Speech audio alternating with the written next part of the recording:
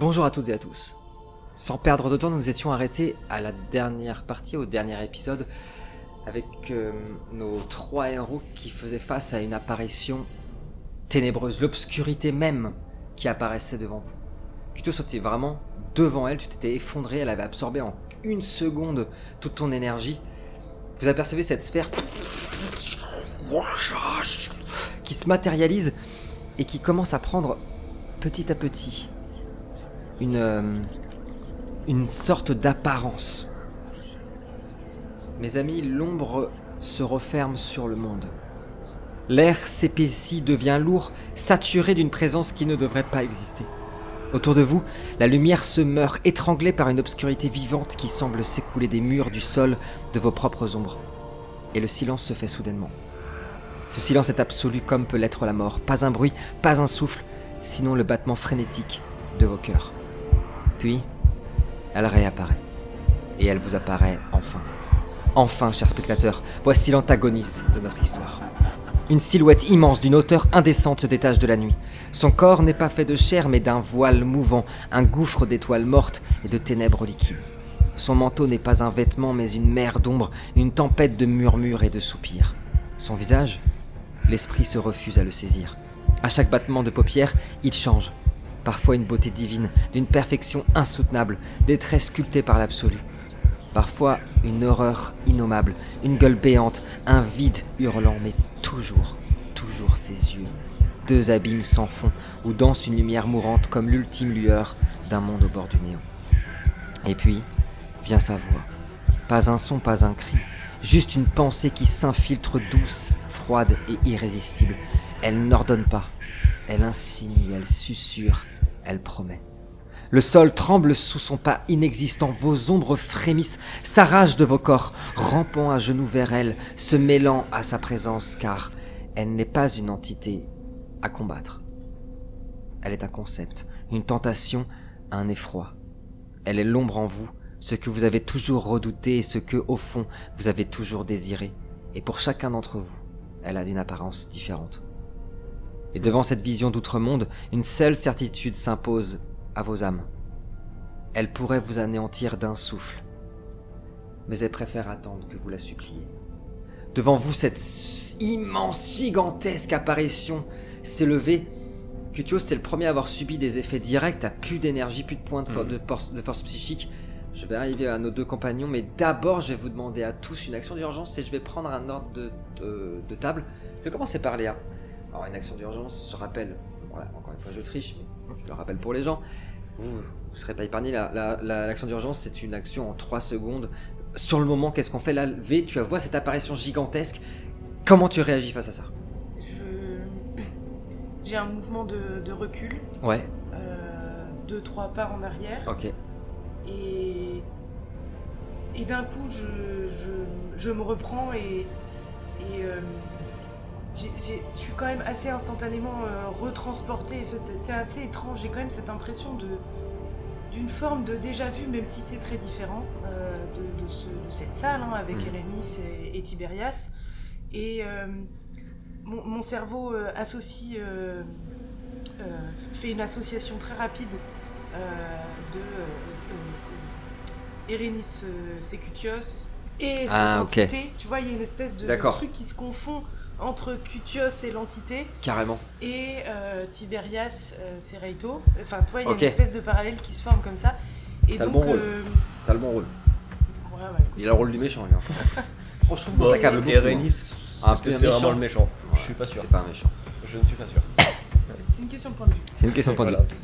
Et du coup, dans cette ambiance-là, j'atteins mon Edenaya, mon épée de l'espoir, et je la dégaine. Cette épée réagit habituellement aux ténèbres en émettant de la lumière. Quand tu la sors, V, cette apparition est tellement puissante. Tu vois ton épée qui commence à se gorger d'une énergie bleutée et verdâtre, mais en une seconde, comme aspirée, l'énergie ravalée par cette masse ténébreuse Et ça va te faire quelque chose parce que cette arme est hyper importante pour toi. Tu as la sensation qu'elle vient de perdre, comme si on lui venait de lui retirer tous ses pouvoirs. Comme si elle était dépossédée en une seconde de tous ses pouvoirs. Action d'urgence, qu'est-ce que tu fais? T'es au sol. Moi, il y aura pas d'action d'urgence parce Il aime que bien celle-là. je suis à genoux. Ouais. C'est vrai que je t'ai déjà fait ce coup-là. 2 fois peut-être. Il l'aime bien celle-là. Oui. Elle est efficace, elle est efficace. Ça marche. Non, parce qu'en fait, je suis à genoux et je suis juste soufflé par la puissance qui se dégage de cette entité-là. Et je fais le lien avec tout ce j'avais ressenti juste avant, enfin qui venait, je me doute que ça venait de là, tout ce sentiment que tu avais décrit juste Tout à avant fait. et qui m'apportait de ce dont je voulais, quoi. Oui. Et donc il y a cette apparition qui est devant moi, et plutôt que de faire une action, il y a pas mal de pensées qui sont dans mon esprit. Oui. Et là, le truc de la lance, il est totalement oublié dans ma Ouais. tête. Pour moi, c'était juste la mission futile d'un roitelet qui m'avait confié là. ça. Ça balance. Là, par contre, il y a quelque chose que je reconnais comme étant extrêmement puissant. Oui. Et il y a une pensée qui fait son chemin dans ma tête, qui serait de prendre une initiative. Enfin, tu vois, Cutios, Ok. il a une idée. Ok. Normalement, il n'a pas d'idée, Cutios. Cutios, il obéit aux ordres de son dieu. Et là, je suis en train de me dire, est-ce que je prendrais pas une initiative? Est-ce que de moi-même, est-ce que je serais pas en fait le plus fidèle lieutenant du dieu Nadir si je m'emparais pas de ce pouvoir pour être à son service après, au service du dieu Nadir? Pour D'accord. que ce pouvoir-là bénéficie au dieu Nadir. Même s'il me l'a pas du tout demandé, même si je sais pas vraiment si c'est ça qu'il veut, mais je me dis, peut-être que c'est ça qui ferait de moi son meilleur homme, son meilleur lieutenant, ça serait de m'emparer de ça. Donc je suis en train de réfléchir Ok. à comment je pourrais m'emparer de tout ça. Vous pouvez déjà, d'ores et déjà, si vous n'en avez pas, n'hésitez pas à en avoir, me le jeter tous les deux un D6. Je vous dirai ce qui se passe. Florlèche, je sais plus. Action d'urgence, on a eu le temps. Et je le dis tout de même. Action d'urgence, qu'est-ce que tu fais? En tout cas, dans l'urgence, qu'est-ce que tu fais? Oui, parce que Face à effectivement, ça. en action d'urgence, quand t'as eu 2 tours, bon, Ouais, ça va. ça va. L'urgence, Ça va. elle est relative, t'as eu le temps de y réfléchir. Je me laisse faire, je fais pas d'action Non, d'urgence. non, moi je suis pas claqué au sol. Allez, hop là. Enfin, non, c'est qu'il est plaqué au sol. Ah, il est plaqué au sol. Non, c'est pas. Non, Non, son pote encore. ouais, Un petit Bien, peu. le normal aussi, bénéfice moi, du je doute. cherche. Bénéfice du doute. Non, moi là c'est identifié, je sais. Eh bien, je vais te dire, je vais pouvoir te répondre. Ce n'est pas, ce n'est pas la sombre. Ah, Et du coup, ça va énormément t'inquiéter. C'est une marque de la sombre. Elle est venue ici. Il n'y a aucun doute. Parce que là, toi, tu la vois se former. Tu as moins de peur. Tu vois, là, pour V, comme elle nous l'a bien décrit, elle va prendre l'apparence d'Erénis, par exemple. Que tu vois, on va le savoir dans quelques secondes. Toi, pour l'instant, toi, c'est une masse informe, un brouillon noir, tu vois. Et plus des cris, des choses comme ça. donc c'est plus un restant de la C'est sombre que exactement. la sombre. Ce qui t'inquiète parce que ça veut dire que du coup si ça c'est juste comme une marque passée de la sombre, tu n'imagines pas sa puissance. Mais Et c'est ça, un peu le inquiétant. sentiment que je voulais décrire. Ok. C'est au début j'ai cru que ça l'était. parce C'est bon que- quoi, ça y est, on y est. Et non. j'ai commencé à ressentir une excitation Et oui. qui est vite retombée parce que déjà je me suis rendu compte que c'était pas la sombre, mais juste une marque de son passage. Et je me suis dit waouh, comment la combattre? Et oui. Parce que je vois les autres, je vois un qui est à genoux En en train une seconde. qui a pas l'air plus inquiet que ça. Ouais. Je vois V qui a l'air terrorisé. Ouais. Et je me dis, c'est une situation merdique. Je veux bien un D6 là-dessus s'il te plaît aussi. On a fait combien Léa? Après avoir triché à plusieurs reprises, Oui. mais sans succès, Ah. j'ai fait donc un 3. Un 3. Tu seras... On a combien? On a 2. 2. Aïe aïe aïe. Et toi Dodo? 5. T'as fait 5? J'ai pas pu vérifier. Je vais commencer par toi, V. Tu vas être touché par ce qu'on appelle, juste avec son contact, hein, juste avec le fait de la voir, cette ombre, par ce qu'on appelle le miroir de l'âme. Tu le décriras comme tu veux. Et ça a déjà commencé en même temps, ça va bien avec ce que tu m'as décrit tout à l'heure. Tu es prise par des hallucinations subtiles, des voix dans ta tête, des visions du passé ou futur qui sont altérées. Et qui finiront forcément par être altérées. Tu pourras me choisir n'importe quel souvenir, par exemple celui dont on a parlé au début de session avec Tiberias, à cause de cette proximité avec la sombre, avec la marque de la sombre, ton souvenir sera altéré à tout jamais. Et il faut forcément que ça soit négatif. Oui, définitif. Quoi. Ouais, définitif. Dorian, tu as fait 5. Cutios, tu as fait 5, pardon. Tu es touché par ce qu'on appelle le trouble de l'esprit. Une confusion, des vertiges, tu es au sol en même temps. Une migraine très agressive. Et un désavantage que tu auras à tous tes jets de dés si tu jettes des jets de dés. Ok, tu t'en sors très très bien. C'est un malus, en gros, ça sera moins 2 dés. Ou à la discrétion du MJ. Ouais. 2 pour toi. Raito. Une de tes peurs, et ça va être plus complexe pour toi, va devenir réalité pendant un instant. Peu importe, une peur, justement, il peut s'agir, comme j'avais commencé à décrire, de la fin de ton espèce. Elle va commencer à se matérialiser. Dans tous les cas, il se passe quelque chose pour vous trois. La première chose, ça concerne Dorian, Cutios. C'est toi qui va prendre physiquement et en niveau d'interprétation le plus cher. Tout ça se joue en 1 seconde. Hein. On est toujours sur... Là, on a mis pause, on est sur la même seconde. Absolument toutes les cicatrices que tu portes sur le corps, et Dieu sait que tu en as, tu as la sensation qu'elles se réouvrent. Donc physiquement, c'est atroce, la sensation. Mais, et c'est quelque chose dont on n'a jamais parlé avec ton personnage, il y a autre chose. Elle ouvre aussi les cicatrices, entre guillemets, psychologiques. Et tu vas découvrir, à ton grand étonnement, que tu en as plus que sur le physique. Beaucoup plus. Des sensations que tu connais pas. Ça se joue au niveau de ton abdomen, de ta poitrine, des sentiments que nous on pourrait décrire pour les spectateurs, d'abandon, la peur de pas réussir, la peur de te perdre, de pas comprendre, etc. Mais trahison avec un pote par exemple. Je sais pas. Non mais je donne des exemples. Mais toi tu ne mets pas de mots dessus. C'est impossible pour toi. Par contre imaginez que pour la première fois toute ta vie t'as réussi à pas les ressentir. D'un coup tu ressens l'anxiété, la dépression, la peur de l'abandon, toutes ces choses-là tu les ressens d'un coup. Raito, pareil pour toi, que des sensations nouvelles.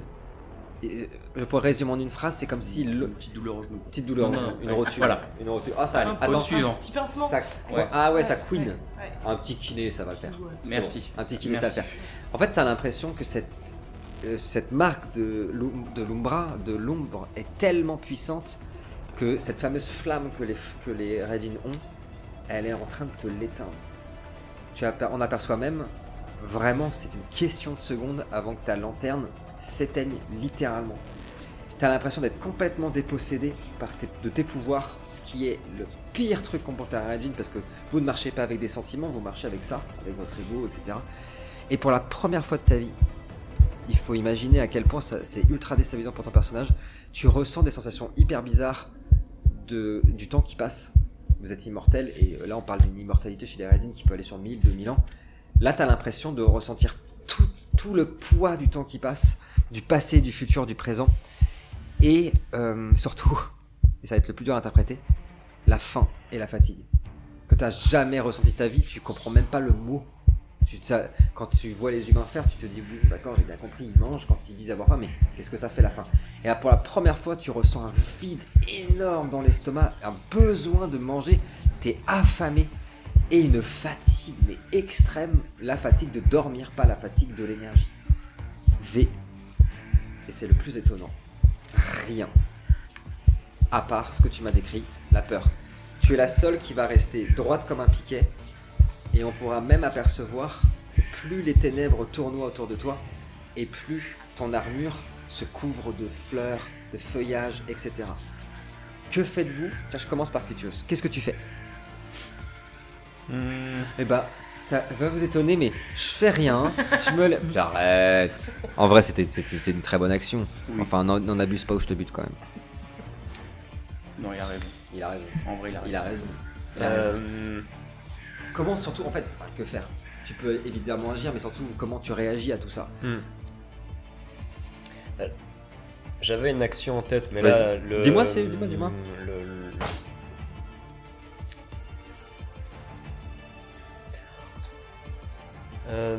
En fait, comme tu dis, plus que les souffrances physiques ou ça, le corps de Cutios, il est tellement blindé que peu importe qu'elle se rouvre, c'est pas... C'est vrai. Par contre, les souffrances psychologiques qui se rouvrent aussi, et qui découvrent, pour certaines, ou qui redécouvrent. Ça, c'est...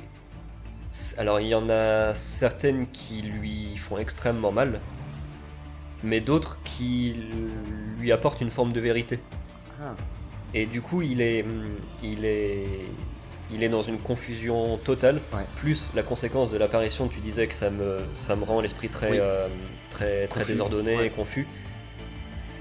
Ce qui fait que son objectif d'origine, qui était d'essayer de s'emparer de ce pouvoir pour le dieu Nadir, là il est plus là-dedans, il est plus à se dire comment je peux faire pour faire plaisir à mon dieu. Il est plutôt à se dire, avec ces souffrances psychologiques qui sont en train de réapparaître, et qui du coup c'est pas que ça lui apporte une réponse à ses questionnements quoi, c'est juste il a l'impression qu'il y a une voie qui est en train de s'entrouvrir vers quelque chose qu'en fait il pensait même pas que ça puisse exister, ce truc là de ces sentiments, ces événements passés qui n'existaient plus pour lui, qui n'avaient jamais existé. Et donc il y a comme une sorte d'ouverture vers quelque chose, vers une inconnue. Et là il est en train de se dire, plutôt que de m'emparer de ce pouvoir pour le dieu Nadir, est-ce que ça pourrait pas m'être utile à moi? Et donc là il est... Et d'un autre côté, je suis totalement KO, j'ai plus d'énergie, j'ai plus de force psychique. Mais j'ai envie de tenter une action qui peut-être pourrait du coup m'apporter un intérêt personnel. Mais pour ça il me faut de l'énergie. Mais dis-moi ce que tu veux faire. En fait je vais utiliser une carte qui va me permettre de récupérer de l'énergie. Ça marche, une carte de combat. En préquel sur table, mes joueurs ont des cartes de combat qu'ils peuvent utiliser à n'importe quand dans la partie, ça leur donne des bonus, des choses comme ça. Donc, alors dégâts, je sais pas si j'avais suivi des dégâts avec les blessures qui se sont rouvertes, mais si c'est le cas, ça se convertit en PV que je regagne. D'accord. Et surtout, je gagne 3 points d'énergie. D'accord, ça me noté. Je peux avoir la carte? Je vais la montrer aux gens.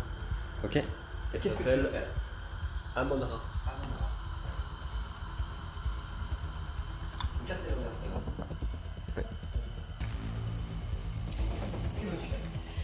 Et du coup, je vais me relever. Et pour la première fois, parce que je crois que je l'avais pas sorti aux parties précédentes, je vais sortir mon épée à deux mains. L'épée Nadir Lubna. Et elle a un pouvoir qui s'appelle Déchireur du voile. Qui lui permet de détecter la présence de magie, de s'en imprégner. Donc c'est ça qui m'intéresse moi surtout. De rompre les pièges magiques, de détruire les portails et tissages magiques. Ça marche. Et donc, plus avec l'idée de m'emparer, de m'imprégner de cette magie au service du dieu Nadir, mais de m'en imprégner parce qu'il y a quelque chose, une nouveauté qui s'ouvre et qui pourrait peut-être m'apporter des réponses. Carrément. Enfin, je sais pas quoi, mais en tout cas, dans cet objectif-là, avec l'épée, je tente de frapper cette fente de magie, enfin cette apparition-là que je veux bien, s'il te plaît, un force plus arme blanche. Je reviens. Je pense que là, tu le vois dégainer son épée pour l'instant, c'est tout. Est-ce que tu veux faire quelque chose alors que tu ressens tout ça? Pour toi, là, c'est plus qu'une seule masse, c'est vraiment, elle est en train de s'étirer partout comme si elle était en train de se répandre en fait.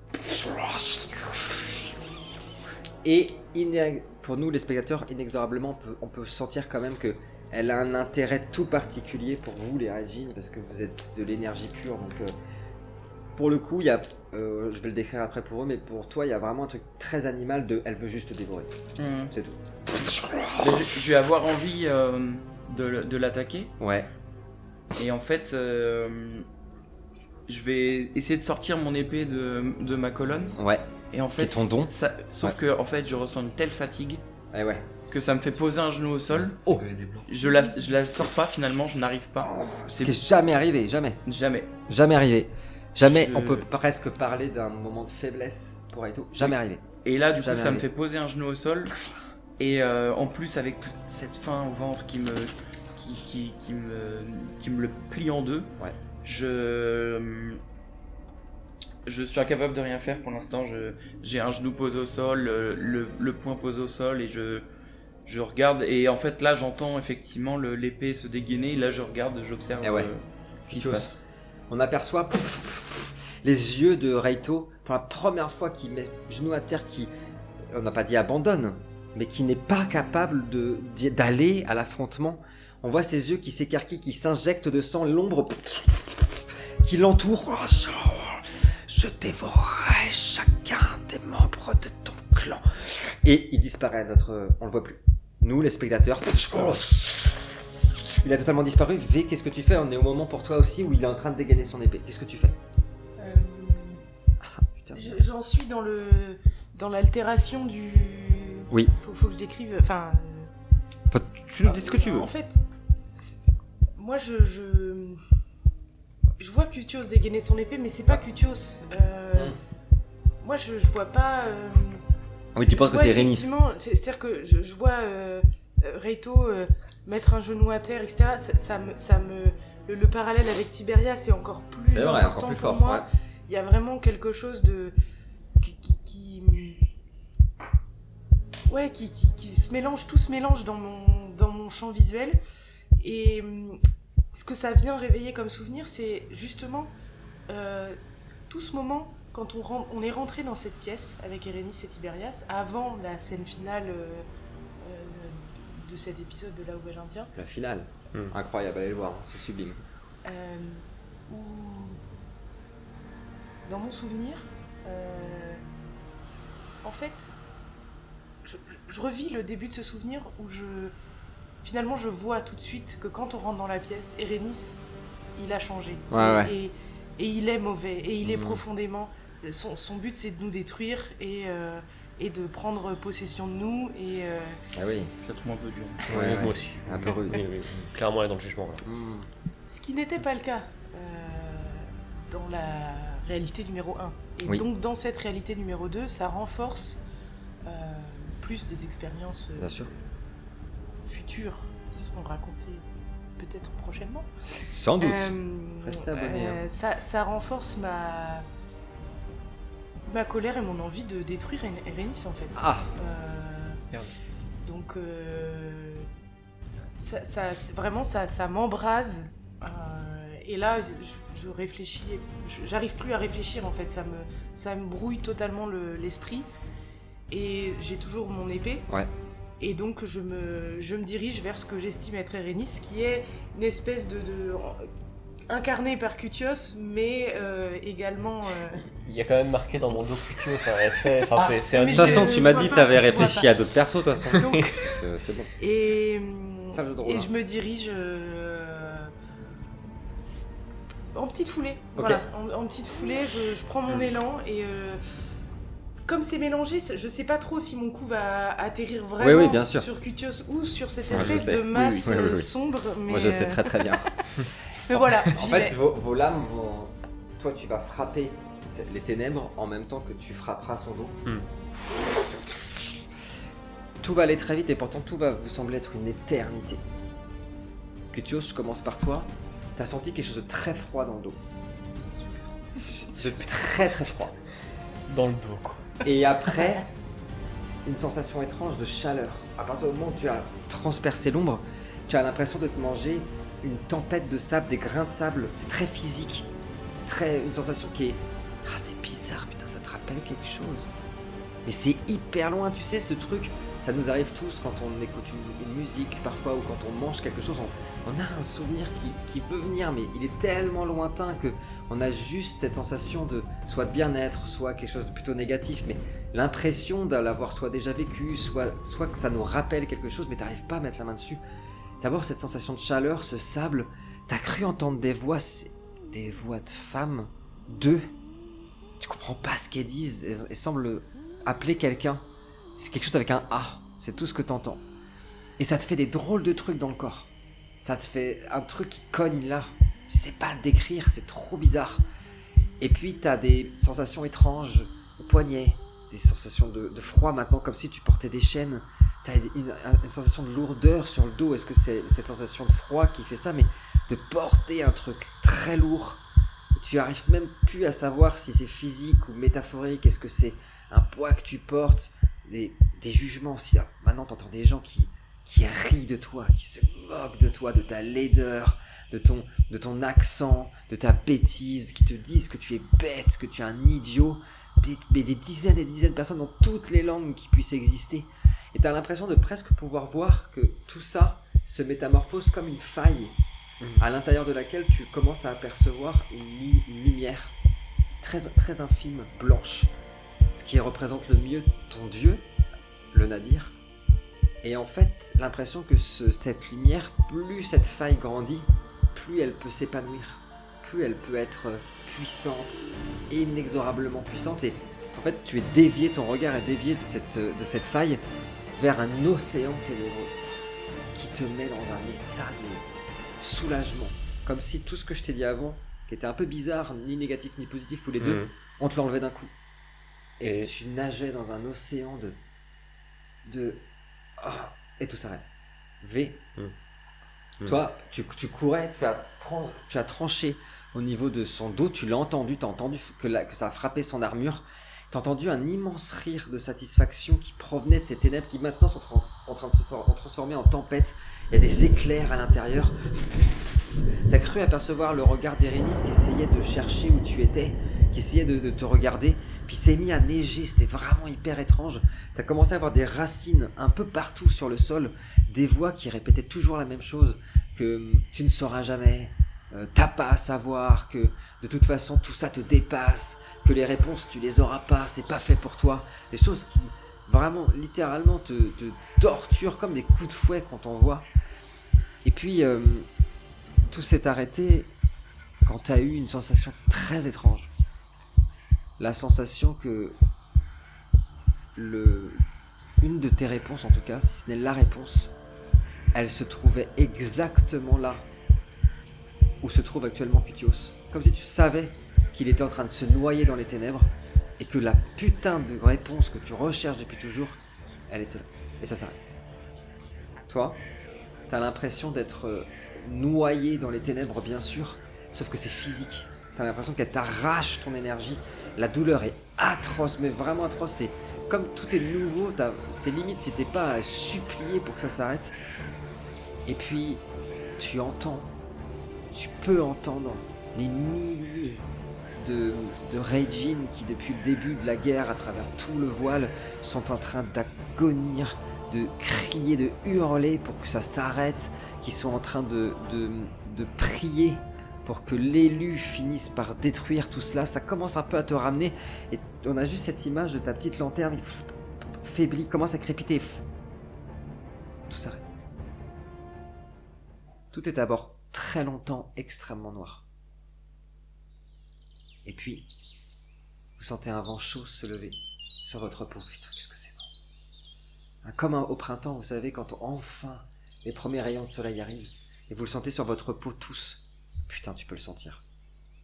C'est une sensation que tu connais pas. C'est pas désagréable. Ça touche la peau, c'est chaud. Après tout ça, c'est presque réconfortant. Et vous vous réveillez tous les trois, vous êtes dans un immense champ. Dans un champ où il y a une herbe grasse et verte qui ondule avec le vent. Ce sont des immenses plaines. Et même allongé dans cette herbe, où la terre est ni trop humide ni trop sèche, on aperçoit une petite maison de campagne, qui est complètement de traviole, et qui crache une fumée. Et tu reconnais aussitôt cette maison. Et surtout, tu reconnais l'énergie qui se dégage de cet endroit. On est dans le voile. C'est pas impossible que tout ce que tu as vécu ait fait que tu aies créé involontairement un portail dans le voile, pour échapper à tout ça, et qu'ils y ont plongé. On se retrouve sur un de ces innombrables mondes du voile. Et pas n'importe lequel. Celui qui est au plus au centre du voile. Dans un monde, tu vas voir, ça va revenir, que tu as déjà vu en saison 3. En tout cas, pour l'instant, vous vous réveillez tous hyper bien. Vous avez repris tous vos points de vie, tous vos points d'énergie, tous vos points de force psychique. Et vous voyez, au moment où vous vous réveillez, une nuée d'oiseaux. Ce sont des aigrettes qui s'envole et qui survole cette petite chaumière qui est complètement de traviole. Elle est entourée par un enclos qui a été très mal fait. Et à l'intérieur de cet enclos, il y a un grand potager. Et c'est un peu surréaliste parce que les carottes, elles font à peu près la taille de ma perche. Elles montent jusque là, elles sortent de là. Et ça n'a aucun sens. Et il y a une silhouette qui s'occupe de ce potager, c'est un épouvantail. C'est l'épouvantail. C'est l'épouvantail, ça. Ouais. Il parle comme ça. Il parle comme ça, l'épouvantail. Ouais, il parle comme ça, c'est l'épouvantail. C'était dans le bestiaire de Préquel, que d'ailleurs vous pouvez retrouver sur la page Tipeee, si vous voulez vous le procurer. On appelle ça un épouvantable dans le monde de Préquel. C'est vrai en plus. Bien sûr. Ouais. Oui, c'est vrai. Bah, de toute façon, tu connais. Ouais. Ce sont, pour la petite histoire, des épouvantails qui ont été ramenés à la vie par l'essence des petits enfants d'Erde qui, pendant le printemps, s'ennuyaient et voulaient de la compagnie. Et malheureusement, ils ont été tous chassés parce que les humains ont vu ça comme une créature de l'Umbra, mais celui-ci aurait survécu. Et voilà qu'un épouvantail est en train de s'occuper en arrosant les immenses carottes, comme ça. Il vous a pas vu. Vous êtes dans l'herbe à une cinquantaine de mètres. Vous êtes tout à côté. Pas d'ordre autour. Qu'est-ce que vous faites? Moi, de feu, je pense. Allez, ça dégage. Crame tout, chaumière en paille là, ça dégage. Moi j'ai envie de savoir déjà s'il me reste des choses de cette faille que j'ai fait qu'entre-apercevoir et est-ce que j'en ai des souvenirs premièrement et est-ce que j'en ai aussi, bon, je sais pas si j'ai capté qu'on n'était pas... Pas encore, non. Ouais. Donc est-ce que il me reste des souvenirs et est-ce qu'il me reste une capacité à y retourner et à revivre tout ce que j'ai pu voir? Ça pour l'instant je peux pas te le dire. Tant qu'on Ok. n'est pas sorti du voile. Par contre je peux te dire que tu te souviens de tout ce que je t'ai dit. Et tu te souviens du sentiment de plénitude qui était fou avant. Et du sentiment étrange que tu as ressenti quand tu as vu la faille. Et que tu interpréteras comme tu veux. Ok. Est-ce que tu as capté la métaphore? Est-ce que je sais pas. Ça c'est tout ce que tu nous diras. Mais ça, tous les sentiments que tu as ressentis là, tu les as encore. Les autres trucs, c'est quand on sortira du voile. Mais pour l'instant, t'as pas conscience que toi d'être dans le voile du tout. Léa non plus. Vous pouvez pas le savoir. C'est pas possible. Parce que tout est ultra réel. Ah ouais, si, quand même.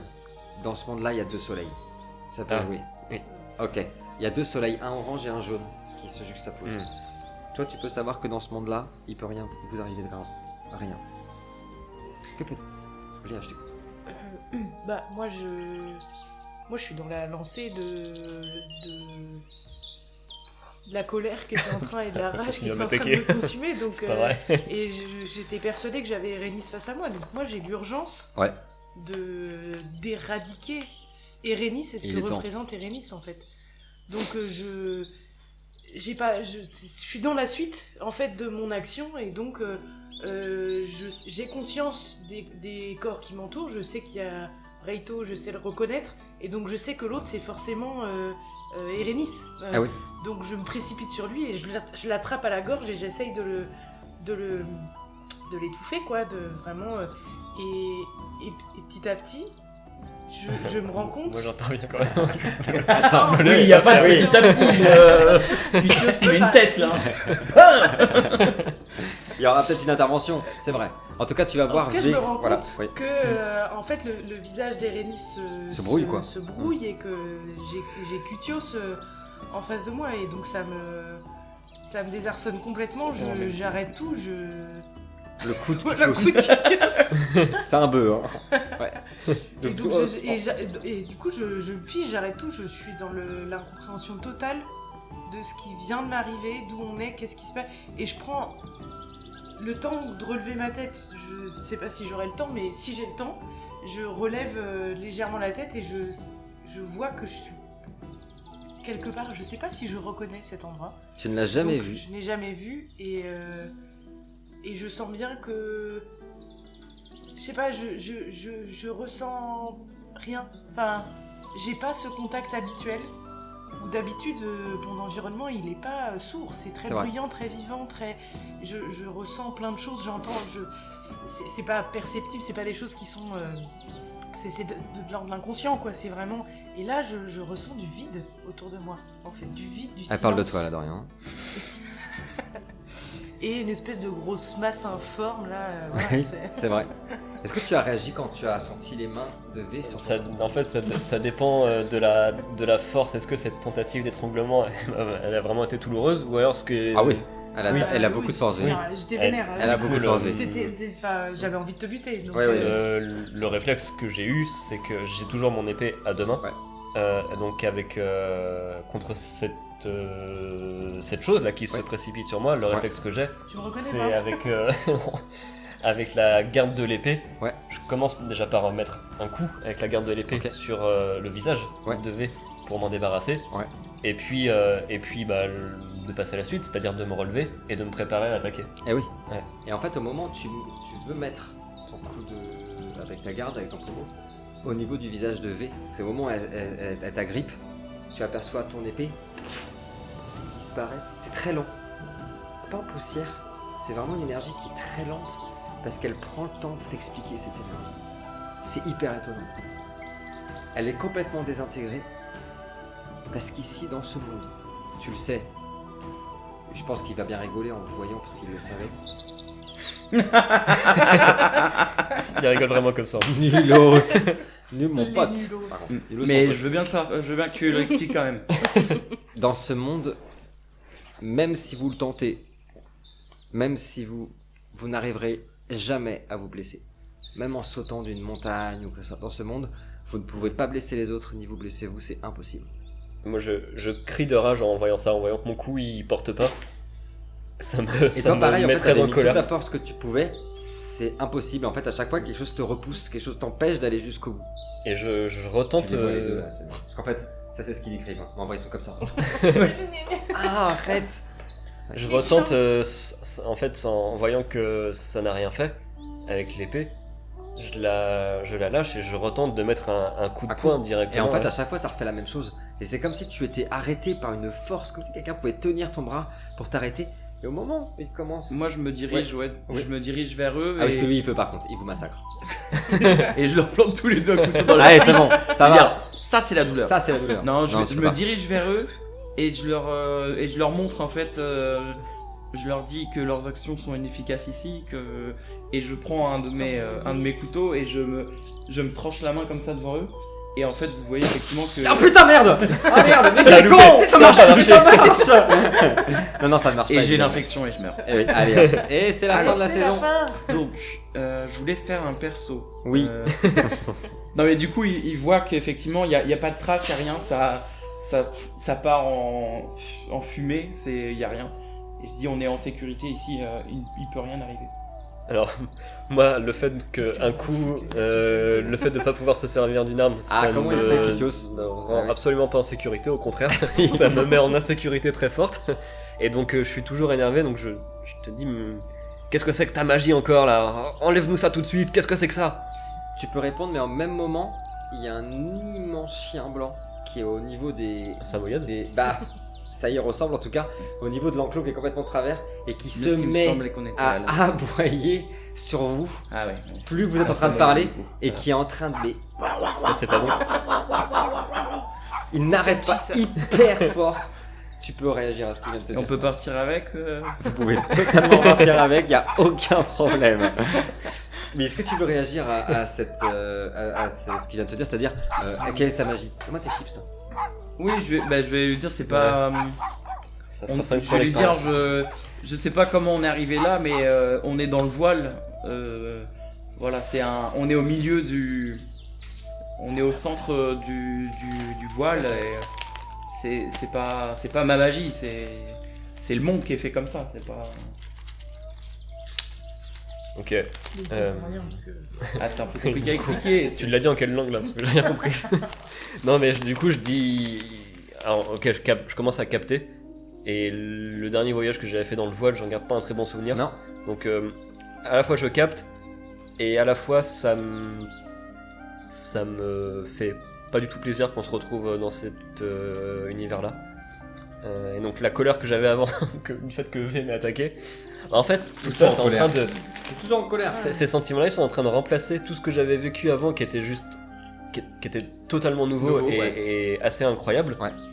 Et entre l'attaque de V et le fait de me retrouver dans le voile, ça recommence. La colère devient plus forte et il reste plus que ça, quoi. Pendant que tout ça se passe, vous entendez quelqu'un qui, derrière vous, un sifflement. Quelqu'un qui sifflote, qui chantonne même. Et des bruits de pas, assez lourds, derrière vous, dans l'herbe grasse. Et soudainement qui se met à rire. Ouais, exactement comme ça en plus. Et qui dit où ai-je mis l'épée? Ça vraiment c'est très drôle. Ça c'est vraiment très drôle. Et toi tu sens une main sur ton épaule, une main très épaisse. Il y a un personnage qui apparaît au niveau de Raito qui a mis sa main, qui tapote sur son dos. Où ai-je mis l'épée? Alors ça c'est vraiment très drôle. Et qui sans vous saluer se met à avancer. Il est assez balèze. Il a une grande barbe blanche. Il a un grand chapeau avec cousu sur le chapeau un dé, exactement, un dé. Et il est habillé un peu comme les mecs au cirque, tout ça, avec une grande, un truc un peu de carnaval, un peu comme ça, des bottes pas de la même couleur. Et il a un gros sac à dos avec plein de trucs dedans. Et quand il avance, ça fait gling gling. Il y a des trucs, c'est sûr. Il y a plein de bidouilles qui en sortent. Et il avance comme ça, puis il se retourne et il fait. Mais rentrez, on va aller manger quelque chose quand même. Et puis il repart en sifflotant. Qu'est-ce que vous faites? Est-ce que j'ai encore la sensation de faim? Plus du tout. Ah, okay. Enfin non, tiens, comme tu veux. Non, c'est toi comme tu veux. T'as dit plus du tout, donc je suppose que... Pour moi plus du tout, mais si ça t'intéressait de l'avoir, c'est ok? Non, je m'en fiche. Pas du tout. Non, tu l'as pu. Ok. Mais je vais le suivre parce que moi je... Enfin, je l'ai reconnu. Ok, qu'est-ce que vous faites vous deux? Moi, je suis complètement perdue. Franchement. Pourtant, il n'y a rien de chelou pour l'instant. Il n'y a rien de chelou. Rien du tout. Moi, je suis complètement perdue, troublée. Et j'aime pas ça. Enfin, je suis mal à l'aise de cette sensation de rien maîtriser du tout. Je sais pas où on est. Je sais pas ce qui vient de se passer. Il y a 2 secondes, je pensais que j'allais buter Irénis. Je me retrouve face à Cutios. Enfin, vraiment, c'est. Tu savais très bien dès le départ, c'était moi. C'est vrai. C'est bon. C'est vrai. C'était ça le privé tout à l'heure. C'était pour me dire, je vais faire croire que je veux buter il m'a Irénis. dit, bute-moi Cutios parce que j'en peux plus. Donc, Et du coup,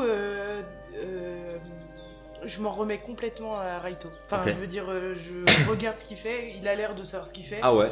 Du coup, comme je ressens rien, même par rapport à mes sens, en fait, je suis perdue. C'est-à-dire que je peux me référer à rien de ce dont j'ai l'habitude. Donc je suis vraiment... j'ai l'impression de retrouver étonnamment une sensation, pas familière, mais un peu de...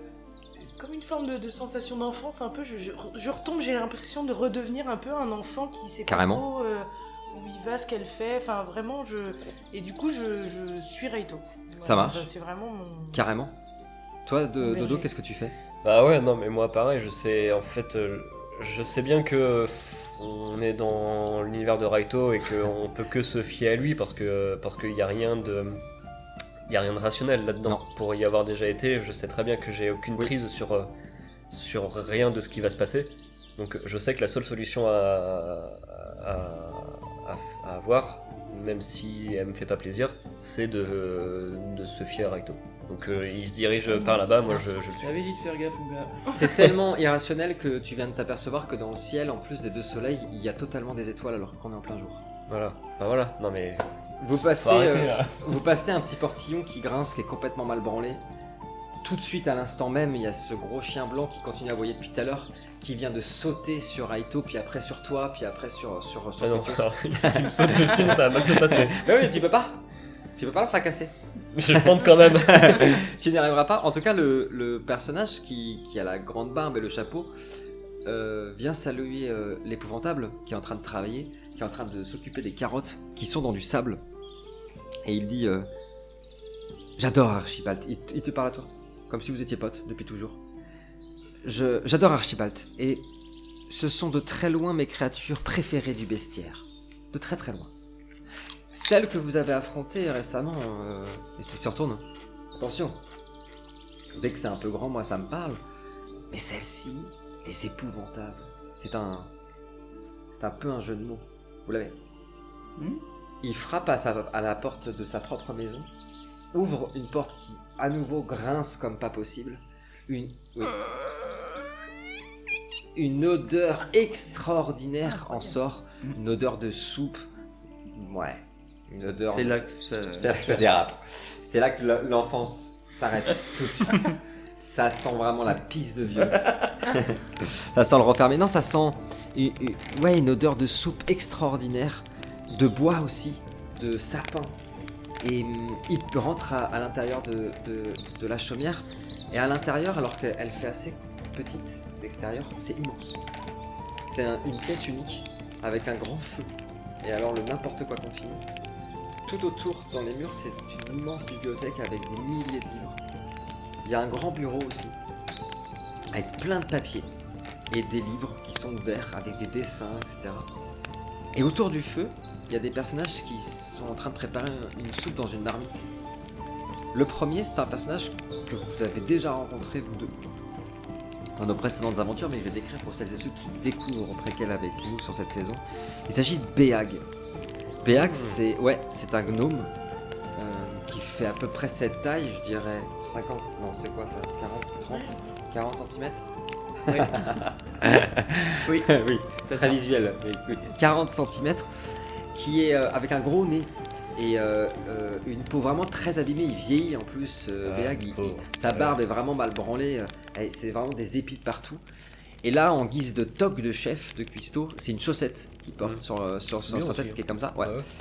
Et d'ailleurs, il semble pas du tout ravi que vous soyez rentré dans la maison, parce qu'il vous a regardé comme ça, et puis il a fait comme ça, puis il se remet à touiller. Et avec lui, il y a une autre créature qui est en train de s'occuper de la marmite. C'est un immense lapin, qui fait à peu près 70-80 cm, tout blanc, qui a aussi une toque sur la tête en chaussette, et qui est en train de pester sur Béag avec une voix très aiguë, et pour lui dire que c'est pas du tout comme ça qu'il faut faire, qu'il aurait dû d'abord mettre les aromates avant de mettre la viande et tout. Que faites-vous alors que vous pénétrez à l'intérieur de cette maison? Ah ouais. Est-ce qu'il y a une... Enfin, est-ce que la personne qu'on suit là depuis le début, le magicien avec son chapeau, enfin la créature avec son chapeau et son dé, est-ce qu'il nous invite à... est-ce qu'il nous invite à s'asseoir à quelque chose? Pas du tout, il vient d'enlever ses chaussures, il a jeté ses bottes pleines de boue contre son mur, et il vient de mettre son chapeau sur son bureau. Son immense chapeau sur son bureau. Tu as aperçu d'ailleurs un livre qui est ouvert, qui s'appelle justement le 5e cycle, et plein d'autres pages. T'as même cru voir plusieurs fois, c'est vraiment en quelques secondes, mais t'as cru voir sur des pages qui a marqué V plein de fois, justement. Et il s'assoit sur une chaise, s'allume une immense pipe, tout est surréaliste, on a l'impression qu'elle s'arrête jamais, vraiment, qu'elle est infinie, ce qui est inconcevable, et il se l'allume. Et là enfin, il dit non mais installez-vous, on va manger quelque chose, installez-vous. Eh ben, moi dans la continuité de cet état un peu tout perdu là, je me rends compte, au moment où il dit ça, je me rends compte que je suis épuisée, que je suis lessivée, que j'ai faim, que j'en peux plus, que j'ai mal aux pieds, enfin vraiment je suis dans un état... de fatigue intense, et je le ressens vraiment, ça me frappe à cet instant-là, et du coup je réfléchis pas, en fait j'ai baissé toute ma garde, ça m'étonne même pas en fait ce qui m'entoure, parce que je suis incapable de vraiment le voir quoi, je suis juste, du coup à la suite de ce qu'il nous dit, je suis sous conseil et je vais m'installer vraiment. Carrément. Et je suis à deux doigts d'enlever également mes chaussures, comme j'ai vu qu'il avait fait pareil. D'ailleurs, je le fais, en fait. Comme il a fait pareil, avant d'aller m'installer, j'enlève mes chaussures. Après les marécages et tout ça, bah oui. Ouais, j'enlève mes chaussures et je vais m'asseoir carrément à la table. Dès que tu t'assois, il regarde Béag et le lapin, il dit Béag, Nana, vous pouvez aller s'il vous plaît Ouais. Et ils sont en train de servir une immense... cuillère de soupe dans un bol pour te l'amener en bois. Avant que vous me disiez si vous installez ou pas, lui il prend parole et il vous dit en te regardant: vous pouvez parler librement ici. Aucun dieu n'a d'emprise en ce lieu, si ce n'est la source, car nous y sommes en plein. C'est ici que naissent les graines qui un jour feront les fleurs de votre monde. C'est ici que s'écrit l'histoire future qui leur sera racontée. Et quand il dit ça, il regarde quelque part vers sa fenêtre et il semble faire un coucou comme ça. Qu'est-ce que vous faites? Ah, j'ai oublié de dire, ça sent la bœuf dans la maison. Non, ça c'est pas vrai. Moi maintenant que je sais qu'on on est en sécurité, Oui. on est là où on devait aller certainement. Et du coup je me mets en tailleur comme pour prier et j'essaye de checker en gros voilà, je fais le point. Je me dis alors la sensation de faim que j'ai eue tout à l'heure, est-ce que je l'ai encore? Est-ce que est-ce que là je peux encore me promener dans le voile? Est-ce que je ressens les énergies des autres Raijin? Enfin, j'essaie de faire le point pour savoir où j'en Carrément. suis par rapport à tout ce que j'ai ressenti tout à l'heure. Et je fais un peu le point. Le point sur ta vie. Oui. La petite météo personnelle, quoi, C'est finalement. exactement. Ouais, plutôt orage. Enfin, La météo c'était- du jour, ouais, non, c'était orage. un peu C'était agité, orage. là. Là, c'est Ouais. pluie averse. Ouais. Il y a une sensation qui est, tu le vivras comme tu veux, mais soit comme un soulagement, soit très désagréable. De plus, tout le reste c'est ok, mais de plus avoir de contact, peut-être que c'est parce que t'es ici, tu sais pas, avec les autres Raijin. C'est hyper déstabilisant, comme si t'étais retrouvé du jour au lendemain seul au monde. Ok. Et lui, il vient passer de nouveau sa main sur le dos, puis il se remet à rire. Où est-ce que j'ai vu c'est hilarant. L'épée. Où est-ce que j'ai vu l'épée? C'est vraiment ça, c'est vraiment... je l'aurais pas pu l'écrire celle-ci. Vraiment pas. Impossible. C'est pas facile ce qui vous est arrivé. Puis il voit que maintenant, tu te concentres petit à petit. Il se relève. Il voit que Kutios est debout. Ah, je m'assois. Non, je m'assois pas en fait. Je lui dis au magicien.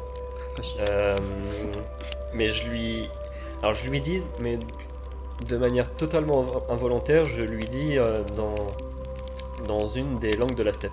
Je lui parle dans cette langue-là. Je lui dis sortez-moi de là, ramenez-moi dans le vrai monde. J'ai une mission à terminer, j'ai un dieu à servir et à satisfaire. Il va te répondre sans un accent dans cette langue, ce qui peut déjà être un petit coup de déstabilisation, mais surtout tu vas ressentir, au moment où il va ouvrir sa bouche, exactement la même chose avec le sable chaud de tout à l'heure. Des impressions d'entendre aussi des voix de femmes sur tes périphériques, d'entendre un nom encore, ça finit par A, t'es pas sûr. Et lui il va te répondre, ça ne va pas durer longtemps, ne t'inquiète pas.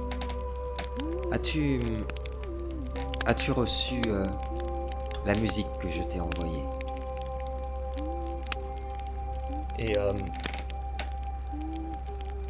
Et là, pour lui répondre, du coup, je prends... Parce que je me suis rendu compte que j'avais parlé dans cette langue-là.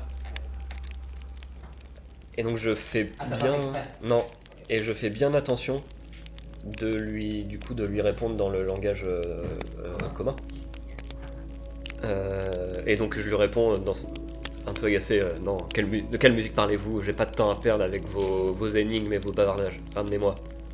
Je veux bien, s'il te plaît, que tu me fasses un exploit de vigueur. Pendant ce temps-là, j'en profite avant d'interroger V. N'hésitez pas, si nos aventures vous plaisent, à vous abonner, mettre un petit j'aime, un commentaire, ça nous fait plaisir. Raito est en train de retourner dans sa méditation, il y a quelque chose qui le tracasse. L'homme au chapeau s'est levé, il a parlé dans une langue étrangère qui est très jolie d'ailleurs. À Kutios qui, de nouveau, 2 réussites sur combien? 6. Qui de nouveau semble s'être mis en colère. Et en fait, au moment où il va te parler, il y a quelque chose, tu l'interpréteras comme tu veux, qui est très bizarre. Parce que je ne sais pas si tu l'as déjà ressenti, tu me diras. Mais tu es pris d'une tristesse, d'une mélancolie, mais qui est hyper violente. Et elle se caractérise par un truc, c'est le fait que ta gorge soit complètement serrée, la poitrine hyper oppressée. Un truc que j'imagine que Kutios considère comme une faiblesse absolue, tu vois. Et tu n'arrives, comme la dernière fois, toujours pas à mettre la main dessus. T'as l'impression que le fait qu'il t'ait parlé d'une certaine façon, ça te rappelle quelque chose. Mais t'arrives pas du tout à t'en souvenir. Mais ça te bloque la gorge. C'est un truc de fou. Et en fait, tu sais, tu m'as répondu.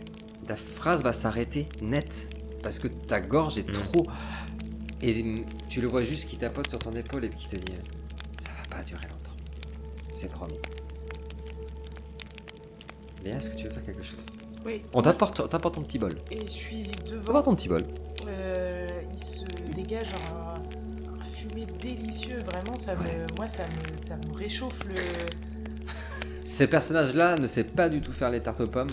Par contre, les soupes, elles sont délicieuses. Écoute, en tout cas, ça a l'air vraiment très bon. Très très bon. Et j'ai très faim, mais je suis dans un état vraiment second, un peu comme si j'étais tellement épuisée que je suis un peu absente, un peu ailleurs, un peu déconnectée et vraiment un peu repliée sur moi-même. Et juste avant de poser une question à cette étrange... Au zinzin. Au zinzin. Une question qui me taraude depuis longtemps, qui m'accompagne depuis longtemps. Je me mets soudainement à fredonner. Ok. À fredonner un air que je n'aurais pas la faute de vous faire demain. Je le dis souvent, ça, je mets souvent des chansons dans les parties, mais je le fais pas non plus. Ça serait catastrophique. Et donc je me mets à fredonner cet air qui vient un peu de nulle part, mais qui me paraît comme si je venais de l'attraper dans l'air ambiant, en fait. Comme s'il venait d'apparaître un peu... Et donc je le fredonne et comme dans un souffle qui continue ce fredonnement, je lâche... mais qui suis-je?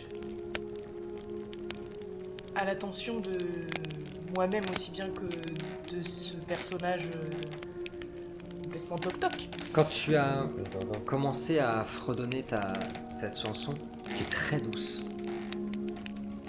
on a aperçu des petits grains de sable qui sont passés par la fenêtre et qui sont passés d'abord par Aito, ensuite par Kutios et jusqu'à toi. Ça ressemblerait un peu à un air, ça va pas durer longtemps, mais un peu comme une berceuse qu'on chante pour apaiser les bébés. C'est hyper doux. Pilvé, elle a quelque chose, tiens, c'est vraiment dans sa voix, ça vous a tous touché. D'ailleurs, ça d'ailleurs, c'est pas censé te toucher, toi. Bah, ça t'a touché. Et toi, Kutios, à partir du moment où tu as entendu ce fredonnement, cette berceuse, les voix que tu entends de femmes sont devenues atrocement fortes. L'odeur s'est rajoutée à cette espèce de souvenir qui ne veut pas revenir avec les grains de sable et tout. C'est une odeur d'épices qui est très forte, qu'on ne trouve pas ici du tout, que tu as oublié à force de traîner chez les gens de l'Ouest, mais qui provient d'Osterde, qui provient des steppes, c'est sûr. Et c'est les épices exactes d'un truc dont tu as souvenir que tu as mangé, mais ça fait tellement longtemps qu'il est impossible pour toi de t'en souvenir. Et tout s'arrête au moment où le personnage te répond, en s'asseyant, en prenant un bol et en s'asseyant autour de toi, à côté de toi. Et il dit: la réponse à cette question est certainement intéressante. Et il re-regarde par la fenêtre de sa maison, et je suis sûr qu'elle finira par intéresser bon nombre de ceux qui nous lisent et nous écoutent, mais croisant Lengway, il s'agit de moi.